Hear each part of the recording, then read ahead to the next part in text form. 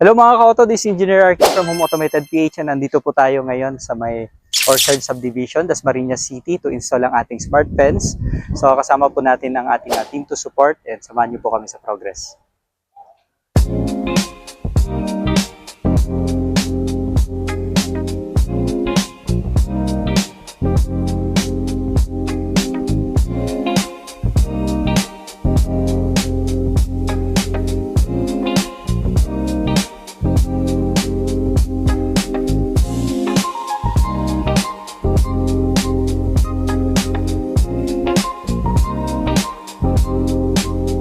Nandito po tayo ngayon sa Orchard Subdivision sa may Dasmariñas City para sa ating smart fence project.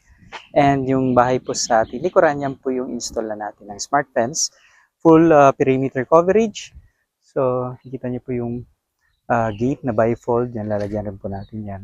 And papunta po dito sa may pedestrian gate. And palibot po yan. Hanggang dun. Dito po sa may likod. Okay. Ayan pa. Pagandang property, no? And ang tema niya is black, white, and gray. Okay. Dito tayo sa kabila. Mas kita yung side dito sa may likod. Yan. Okay, so yan, itong side na to, papalibutan po yan ng smart fence hanggang doon sa may rear side. Kasi ito po yung rear side ng bahay. Kanina na doon po tayo sa front side, ano? Yan, yung ating mga kasama nag-install. Okay, so rear side, and ito yung right side perimeter wall facing front. Yan, pupunta po dun sa left side perimeter wall. And ang buong palibot po ng property is lalagyan po ng ating smart fence. So ang kagandahan pag merong smart fence mga ka-auto is well secured yung iyong property. And kung sino man yung magtatangkang pumasok is ang kuryente po. No? Yung kuryente naman is strong enough to shock. Nanakit siya pero hindi naman siya kayang pumatay. No? Not unless delikado yung or yung depende na lang sa pagkakalaglag po nung sino man yung nagtangkang pumasok sa property. Okay, so ang gawin tayo sa preparation ng ating mga poles. Ayan, isa na tayo nilagay. And tininturan din natin ng black para tumerno dito sa tema ng bahay. Pansin is black, white and gray yung color. So ito yung view from the inside. Ayan. And ito yung ating mga poles. Ayan, chrome yung original color niya. And to-convert natin into black para mag-match sa tema. Ayan. Maganda siyang tignan.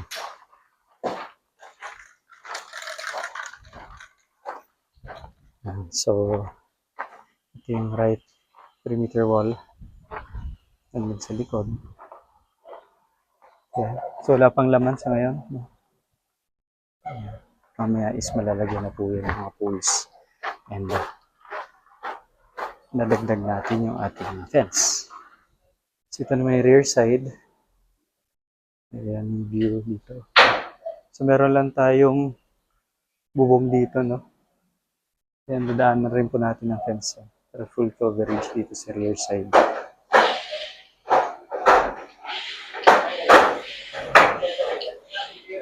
And ito naman yung left side perimeter wall. So, ang going mount installation natin mga kasama. Meron ng dalawang poles dito. 1, 2. And nakaabang. Itong isa pa. Tapos akit po sa taas.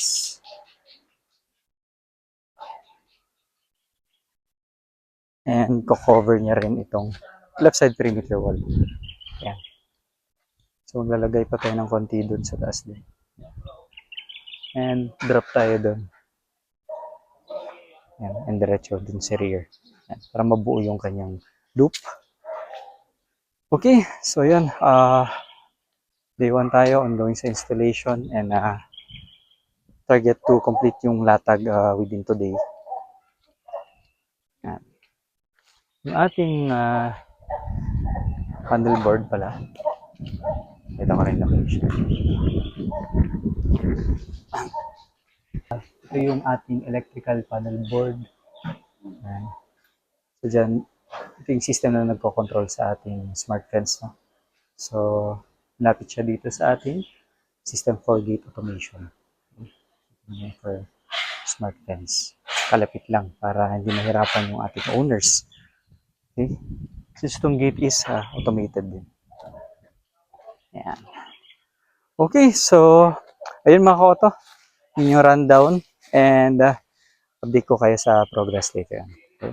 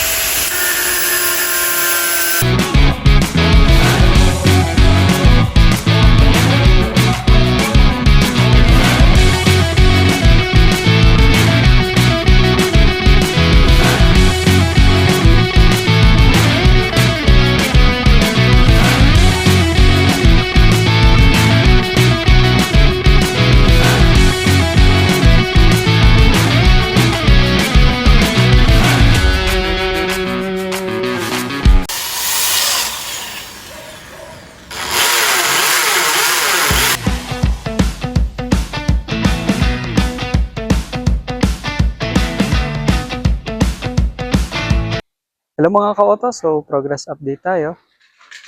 Yan, kamount na yung ating smart fence system. So ito yung ating main panel, meron pa tayong ilalagay additional system dyan para makonect siya into the internet.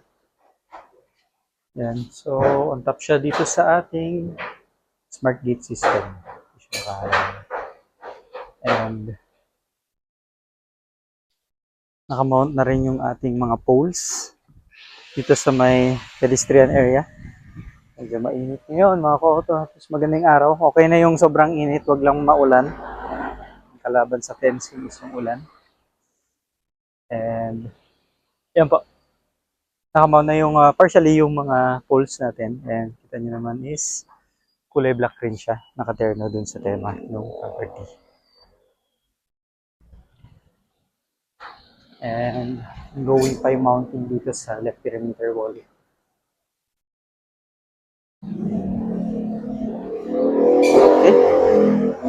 Naman pa natin mga kasamahan yung mga poles natin dyan sa left perimeter wall sa akyat po tayo dyan. And ito po ito. Doon sa kabila.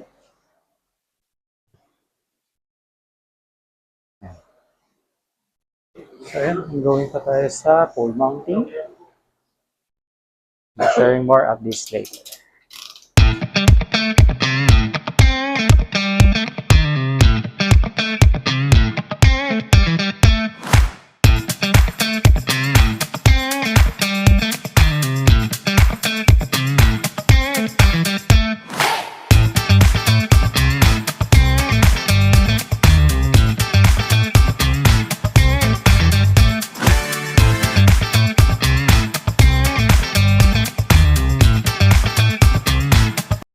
Hello mga ka-auto, so project update tayo and pahapon na rin dito sa ating orchard project of smart fence. So pakita ko sa inyo yung latest progress. So dito tayo sa left perimeter wall ng property. Ayan. Palubog na yung araw. Ayan. Dito sa side na to, nalagyan na natin ng smart fence, no?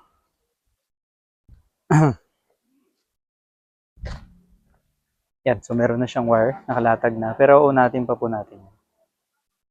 And from here, and papaakyatin po natin yan by tomorrow na po yan. dun sa may bandang taas, align dun sa may balcony. Para added safety din dito sa portion po na to. And dito naman sa front. So babalikan din natin tomorrow yung para sa top naman ng gate. Sasabay natin dun sa folding ng gate yung ating fence.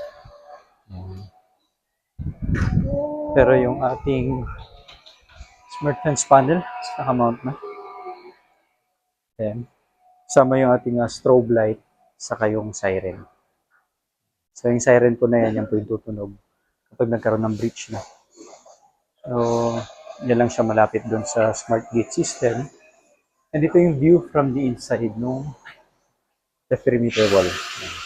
Ayan sa akin dito sa the perimeter wall. Dito naman tayo sa rear side. So, nalatagan na rin sa rear side. Ayan. Yan. Papakita ko mamaya itsura niya sa labas. So, it is from the inside and meron na rin tayong mga poles na nakaabang. Yan. Ito. Dito is itutuloy po natin by tomorrow. Pero meron na tayo dito sa may pedestrian gate. Yan. Poles. Na natin mo kayanin pamalatagan ng mga wire.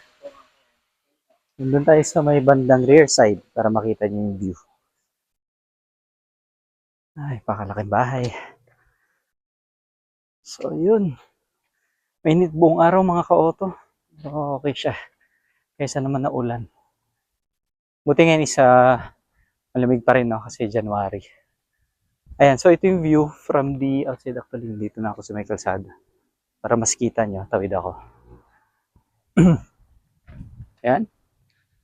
Okay, ganda sakyan, no? Mustang. Mustang ba to? Jaguar. Mustang. Ayan. Okay, so ito yung view. Dito yung right perimeter wall. So, dyan na yung ating mga poste. Then sa rear side, yan yung ating fence na nakalatag na. Yan. Okay. Yan. Nakalatag na. Hindi masyadong visible. Yan. Nakikita niyo mga poles. So, meron ng 6 layers dyan na fence nakalatag. Okay. So, going dito sa may right. And target natin is full perimeter coverage by tomorrow. Sasama natin yun sa taas. Okay? So, yun mga ka-auto, thanks for joining us. And tapos na yung ating first phase ng ating smart fence installation dito sa ating orchard project. And tutuloy po natin again by tomorrow. So again, this is Engineer RK from Home Automated PH. Empower your home. Okay?